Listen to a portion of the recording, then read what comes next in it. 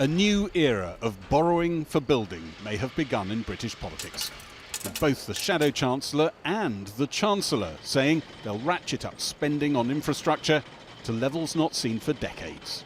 You know, incredibly, at the moment, we can borrow in real terms at negative interest rates, meaning it is a responsible time to invest. And there's a growing consensus around the world that the time to do that is now. With the low interest rates that we've got, there's no shortage of demand for government bonds across the world. You know as well as I do, the IMF, the World Bank and others now are saying now's the time to borrow to invest. We're looking at both parties really wanting to ramp up investment spending a great deal, but there's nevertheless a lot of clear water between them. Labour is talking about literally doubling the amount of spending that government does at the moment on investment.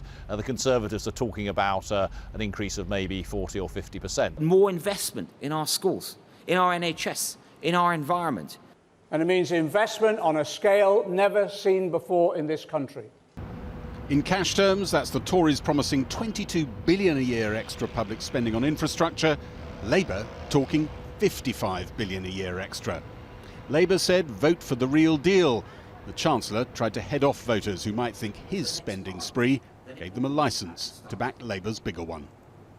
He might as well, McDonnell, say $1 trillion, $2 trillion, $3 trillion, because they're meaningless numbers, because even if he tried to do what he said, if he tried to keep his word, he will crash the economy. These are the people who all of a sudden are now gushing with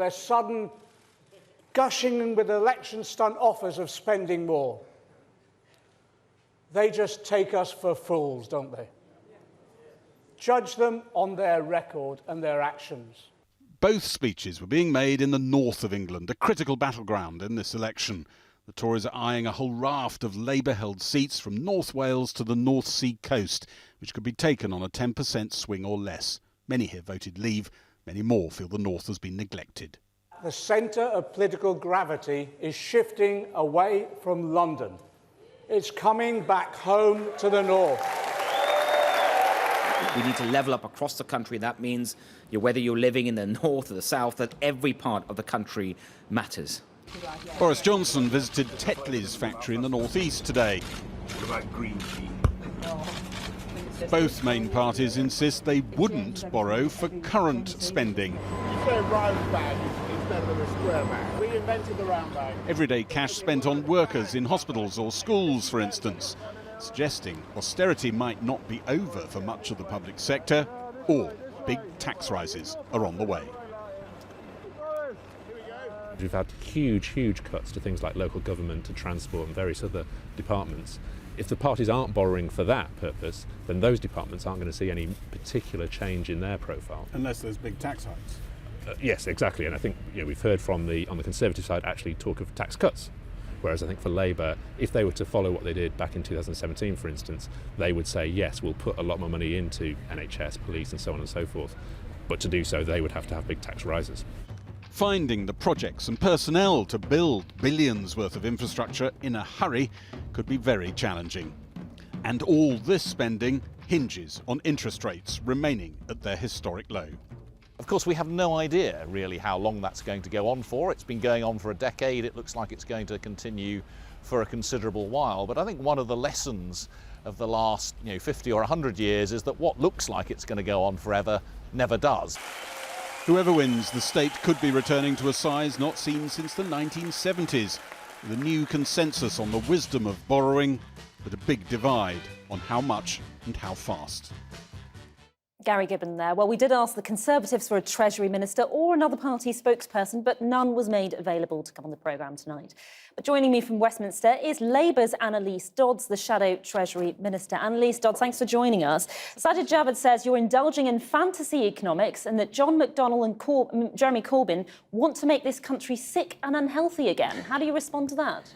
Well, I'm afraid he's clearly not looked at what we're actually saying we want to do. The question for anyone watching this tonight is whether we can afford not to have the kind of investment that John McDonnell set out today.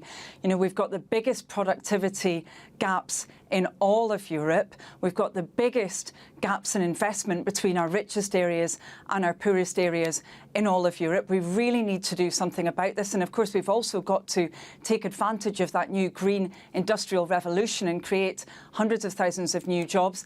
Labour set out today exactly how we would do that. We've costed it.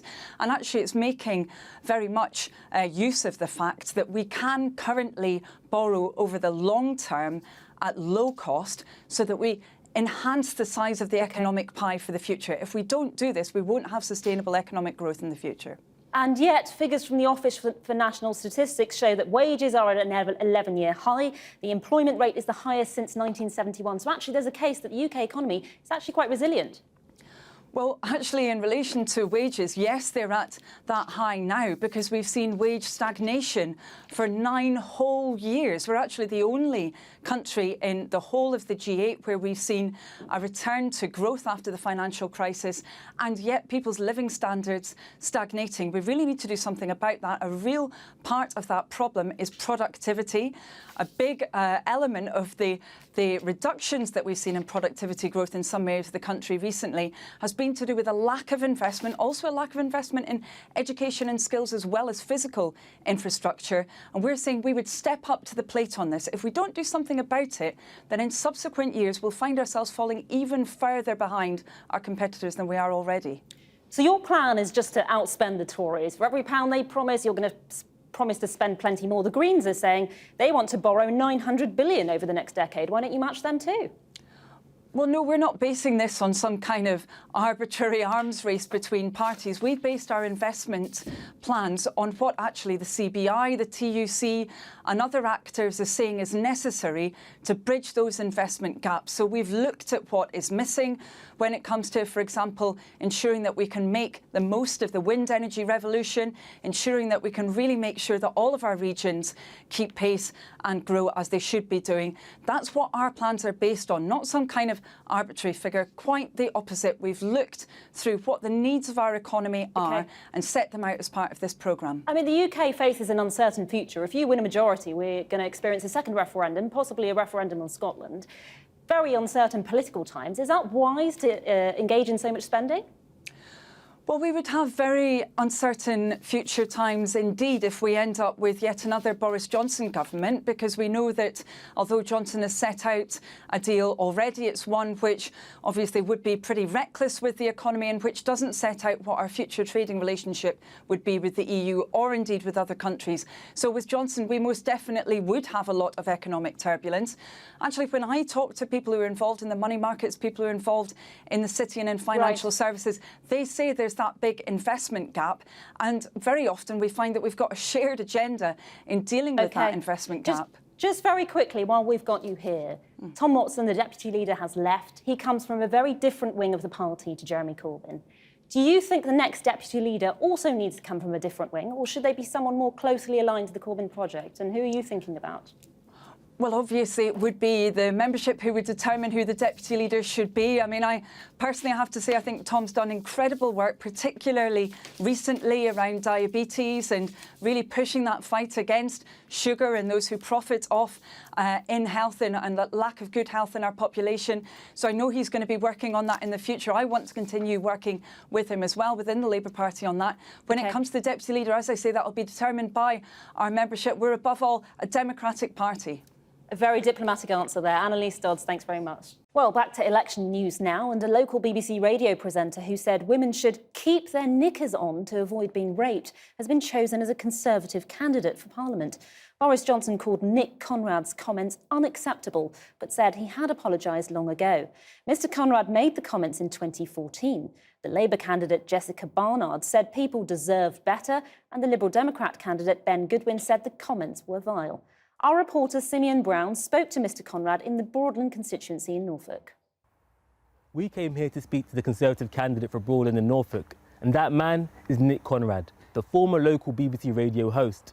Now, despite being a man who's earned a living asking questions, it felt like he's been afraid to answer them. And we came to ask him about the comments he made in 2014, in which he said that women should keep their knickers on to avoid being raped. He also said if you jump into bed naked with a man, if you give him all the signals and then he acts upon them, then you are partially responsible. Now, Nick Conrad has apologised since those comments were made, but he's now running for public office. And many people have said that somebody who's expressed those views are unfit for office. Even Boris Johnson has condemned those comments.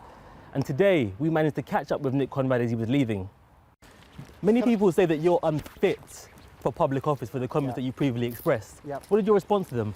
Well, I'm terribly sorry. I know I've kept you waiting all day, but Yes. I've been told that CCHQ will be talking to you at some point this No, evening. but you're here and we're here. I know, and I absolutely promise you that we're waiting on that statement, and CCHQ will speak to you Why this do you need to evening. wait for a statement? Many Because people feel you're unfit for office because of those I- comments that you made. I know, What do you and have to say well, to them? I apologise. I stand by that apology. That apology is so important. And Yes. it's so heartfelt. That apology is so genuine. But CCHQ are going to give you a statement. Despite the apology, we were told earlier by one senior member of the association behind me that they had known about the comments before selected him and that Nick Conrad was a great candidate. The Labour Party should be looking forward with a general election just weeks away, but today past grievances were rearing their heads. Ian Austin and John Woodcock, former Labour MPs and long-time critics of Jeremy Corbyn, went further than ever in their condemnation of the Labour leader, saying that when it comes to next month's vote, they'll be supporting Boris Johnson. The country faces a stark choice. There's only two people who can be Prime Minister on December the 13th, Boris Johnson or Jeremy Corbyn. And I think Jeremy Corbyn's unfit to lead our country. And on that basis, I'll be voting for Boris Johnson. The pair said Mr Corbyn's record on dealing with anti-Semitism allegations made against Labour and his past links to terror groups, including the IRA and Hamas, should bar him from ever entering number 10. And senior Tory figures agreed, declaring the comments proof that Jeremy Corbyn is unfit to be the next Prime Minister. However, Conservative peer Baroness Varsi, who has previously branded her own party institutionally Islamophobic, said the Tories had lost the moral high ground on racism a long time ago. Look, it's not for me to... I'm going to get into an argument with Baroness Varsi about these things. But, look, I don't think they're on the same scale. And I think if we try to suggest they are, then we're minimising what is clearly an institutional problem in the Labour Party. In a letter yesterday, Labour's deputy leader Tom Watson made a shock announcement that he was leaving frontline politics. And despite ongoing tensions between him and the Labour leadership, he insisted that the decision was personal, not political. But speaking yesterday ahead of his resignation, he said the party must root out anti-Semitism within its ranks once and for all. I think it's very important that everyone in the party challenges any anti-Semitic behaviour as hard as is possible. And a further blow today from the Jewish Chronicle newspaper. It used its front page this morning to send an unprecedented message to non-Jews, telling them the vast majority of British Jews consider Jeremy Corbyn to be an anti-Semite. Confronted with the claims as he was on the campaign trail today, Labour's Shadow Chancellor John McDonnell was defiant. Why has Ian Austin and the Jewish Chronicle both decided that that choice must not be Labour? Do you know, in this room you'll be able to talk to others, but I think we stand in the best tradition of British socialism. He went on to launch a counterattack at Ian Austin. He's now employed by the Tories. What else do you expect him to do in an election campaign where you're employed by the Tories, you speak on behalf of the Tories? That's what this was about this morning. Mr McDonnell's office later clarified that he was referring to Mr Austin's unpaid role as a government trade envoy. Also called on today to defend the latest anti-Semitism claims against his party was the Labour leader. Anti-Semitism is a poison and an evil in our society. Any form of racism is a poison and an evil in our society. I have spent my whole life fighting against racism. I will die an anti-racist. A day of tough questions for Jeremy Corbyn and for Labour. But will any of this really dent their chances in the general election? With respect to both Ian Austin and John Woodcock, they are not big names. They have said what they've said today, and I think it will cause some very bad headlines, already is, but that will pass relatively quickly. I think for the Labour Party, the decision of people like Tom Watson to stand down is more serious.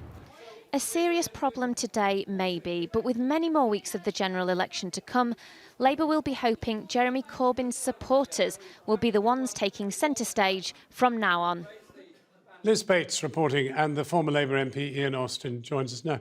Why, for you, is this the most important issue of the entire election? Look, I think that Jeremy Corbyn is not fit to lead the Labour Party and not fit to lead our country. I think he's spent his entire time in politics on the extreme fringes, working with, supporting, defending all sorts of extremists and in some cases terrorists and anti-Semites. I think he always seems to back Britain's enemies, if I'm honest, John. I think whether that's the IRA during the Troubles or describing terrorist groups like Hamas and Hezbollah as his friends, or when Putin sends people to murder people on the streets of Britain, Jeremy Corbyn parrots the Kremlin line. So I think he's completely... But you've been happy to work with him all this time. Well, to be fair, John, I think I was making these arguments in 2015 during the leadership election, and I haven't changed my views at any point since. Maybe you should have blown the whistle a lot earlier. Well, look, I left the Labour... Well, I've been arguing about this, I've been campaigning about it, I've been trying to change things in the Labour Party. I left the Labour Party earlier this year, not to join another party, but to shine a spotlight on the disgrace it's become under Jeremy Corbyn and to demand that other people step up and do something about it. You know better than I do that we don't live in a presidential system. You've toiled amongst many Labour MPs, many of whom are trying to run again. Have you no faith in them? Well, look, I think... What about all the people you've left behind? I mean, you're just kind of dumping them. Well, look, I think in the end, John, the country faces a choice. And there's only two people who can be Prime Minister on December the 13th. And that's either Boris Johnson or Jeremy Corbyn. And I think, look, I'm not a Tory. And there are lots of things that Conservative governments have done over the years that I profoundly disagree with. But in the end, I think Jeremy Corbyn is completely unfit to lead our country. And I think this as well, John... I mean, it's one thing to leave the party and complain about the leader. Yeah. But to advocate then Boris Johnson, who himself has been accused of racism, calling Muslim women pillar boxes, talking about pickaninnies. I mean, are you happy with him? Or you're advocating a man who's made other racial slaves? I mean, where are you? Well, that's not language I would use. And I think on the issue about... It's not the language, it's the ability to say it. Well, look, I think to be fair to him, on the Muslim women point, what he was actually saying, I mean, I wouldn't use that language, but what he was actually saying was he was defending women's right to wear whatever they want. But look, is there a problem with Islamophobia in the Tory party? Of course that's got to be dealt with, no question about that. Is Sajid Javid or Nusrat Ghani, are they being driven out the Tory party by racists in the way that Luciana Berger or Louise Elman were from the Labour Party? And has the Tory party been institutionally poisoned from top to bottom in the way that it has? Well, let me just give you one... And look, the Labour Party... Let me just give you Windrush. Are you really happy to support a party which did this to Afro-Caribbean people who were sent back to the Caribbean despite being British citizens? I'm not happy about hundreds of them. And we have just spent £600 million correcting that. This isn't the choice that I wanted to be in front of the country at this election. And I tried my level best to prevent this being the choice and for the Labour Party to have a reasonable centre-ground candidate, fighting for Prime Minister. So that's what I campaigned for. But I'm afraid, John, this is the choice now. Yeah. And I just want to make one point on this racism issue, which is that the Labour Party is the first political party in history to be subject to a full inquiry by the Equality and Human Rights Commission, and people should be appalled about that. Let's bring in Dominic Grieve in Beaconsfield, standing as an independent, former Attorney General. Where do you think we are now? I mean, this isn't a presidential system, but nevertheless, the leadership seems to be the issue. And you, presumably, as standing as an independent, don't like either of them, but one of them's got to be Prime Minister. One of them is likely to be Prime Minister. Obviously, I would hope that if Boris Johnson wins the election, he does not, or becomes Prime Minister, he does not have an absolute majority overall, and that therefore it's possible for others to exert influence on the party and prevent him doing things to our country that I think will be uniquely damaging. I also worry very much about Boris Johnson's character. So what do you make? Happened in the last 3 months, from proroguing Parliament to the use of Number 10 as a propaganda machine spewing out lies, is not a very good start. But what do you make of a Labour MP putting his full faith in Boris Johnson as a former Labour MP, but anyway, standing as an MP? What do you make of him putting all his weight behind Boris Johnson? I can well understand why a Labour Member of Parliament should think that Jeremy Corbyn is a serious menace. I happen to share that view and to take the view that if he were to become a Prime Minister, that also would be utterly disastrous for our country. So I'm totally respectful of colleagues who express the views that he has done, but ultimately the country is going to face an extremely difficult choice. I'm standing as an independent because of that. I'm hoping that I may be returned as an independent and can exercise my judgment as to what's best for my country thereafter. Everybody in this election is going to have to consider, I think, the candidates, and may well find that they find candidates who fit their view of the sort of moderate politics we need. Then those could be drawn from different political parties. I think it's the best we can do in the circumstances. Dominic Grieve, thank you so much for joining us. I'm sorry we've had you so short a time. We had a communication problem getting you, and thank you very much, Ian Austin, too. Thank you. Fatima. Thank you, John. Now, the Brexit Party chairman, Richard Tice, has announced he'll stand in Hartlepool for the upcoming general election. It's a traditional Labour stronghold, but the Brexit Party believe they can win it because nearly 70% of the town voted leave in the referendum. Our political correspondent Paul McNamara reports from Hartlepool. Would he or wouldn't he? Brexit Party leader Nigel Farage said he wouldn't run to be an MP. But what about Chairman Richard Tice? Today, the obligatory pose. I'm delighted to be standing as the Brexit Party candidate here in Hartlepool in this general election. And we plan to win, and win big. So why Hartlepool? Well, in 2016, almost 70% of people voted to leave the EU here. But that presents another question. There will be some people that look at you and say, here is a man at the party who said that they're anti-establishment, and yet here you are doing the oldest trick in the book. You're finding a seat you think is going to be the easiest for you to win, and you parachuted yourself in. I'll say to people, listen, Hartlepool voted for Brexit. 7 out of 10 people voted for Brexit, and they are cross, they're angry that it hasn't been done. So of course, it's a key target seat. We've got, dozens and dozens of target seats all over the country, in South Wales, the North Midlands, up here in the North East. And, we're focusing on those and making sure that we can win those. The Brexit Party candidate for Hartlepool was a chap from the North East. Ken Hodcock, great guy. He was the chairman of the local football club. Yeah, that's right. What makes you, millionaire property developer Richard Tice, MEP for the East of England, a better person to represent Hartlepool than him? Ken's a great guy, but his business commitments, his business is doing well, meant that actually, given the timing of this election, he just couldn't give it the time and the commitment that was required. So, we had... That's very convenient, isn't it? No, Ken was keen to do it, but the reality is he's a very successful businessman and, just couldn't do it. Fortunate then that Mr Tice was able to step in. Not that the man who won in 2017 agrees. I'm from this town, I live in this town, I'm not parachuting in for whatever phony reason. I don't live down south and then pretend that I live here. I'm rooted here and I know the people well and the people trust me. Mike Hill might be from this town, but he's not always entirely in step with it. People around here voted overwhelmingly to leave. You personally voted to remain. The Labour Party now want a second referendum. And just last month, you voted for Boris Johnson's Brexit deal. You're all over the shop, aren't you? Voting for Boris Johnson was something that, as a Labour MP, I was loath to do. Going through those lobbies was horrible, believe you me, with the Tories, with the government. But it had to be done because we had to move it on to the next stage and get that deal moved forward so it could be properly scrutinised. I can hand on heart say that as a constituency MP, I tried to deliver for the people of my town who voted very heavily, yes, at the referendum for Brexit.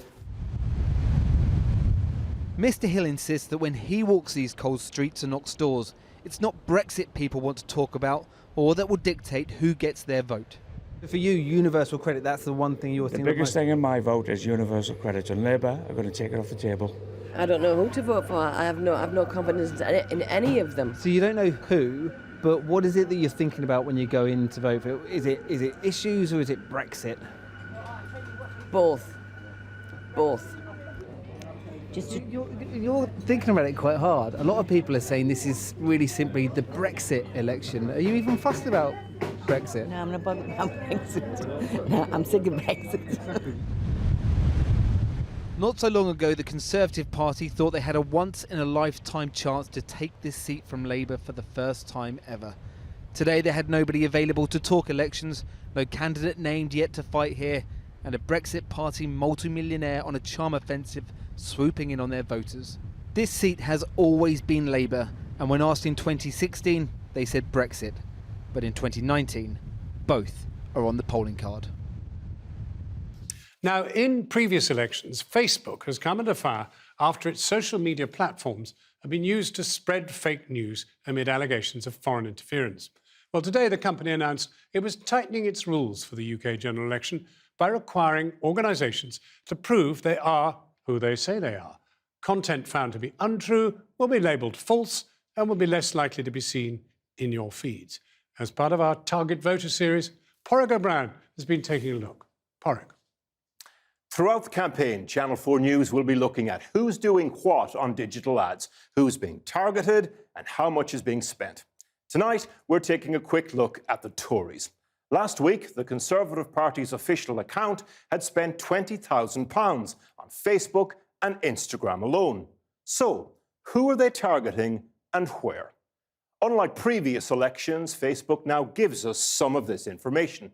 So, for example, if you live in Derby North, this ad may have appeared in your timeline. The party spent between £600 and £700 to push it out on Facebook over 2 days. It got up to 100,000 impressions. The electorate in that seat is just under 70,000. And you can see the largest age group that received that ad was between 25 and 34. In fact, versions of this ad were pumped out in 30 Conservative Labour marginals. You can see where the ads are targeted on the map. All Labour seats in the North, Wales and the Midlands. And while we're here, it's worth pointing out that our fact-check team spotted something strange about some of these ads. Take this one from Bolsover, for instance. It says if 2,644 people swung from Labour to the Conservatives, they'd win the seat. In fact, that would result in a tie. They would need one more vote to win the seat. The Conservatives confirmed to us they'd made the same mistake, though, in 14 constituencies, where incorrect ads had been displayed up to 1.6 million times. The key messages here, though, Boris Johnson will get Brexit done. Much like a couple of videos the party put out yesterday, and here is one of them. But interestingly, this second video, also put out yesterday, was aimed entirely at men, aged between the ages of 18 and 34. Let's get Brexit done.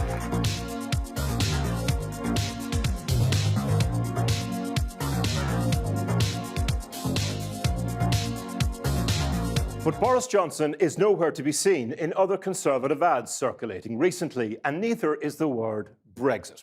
This sponsored ad, for example, was promoting Scott Mann's constituency, North Cornwall, with much more emphasis on the local candidate. In fact, there have been 26 seats promoted in this way. And you can see these are very different seats. They're largely in the south. Many are held by Tories, where pro-Remain candidates seem to be the biggest threat.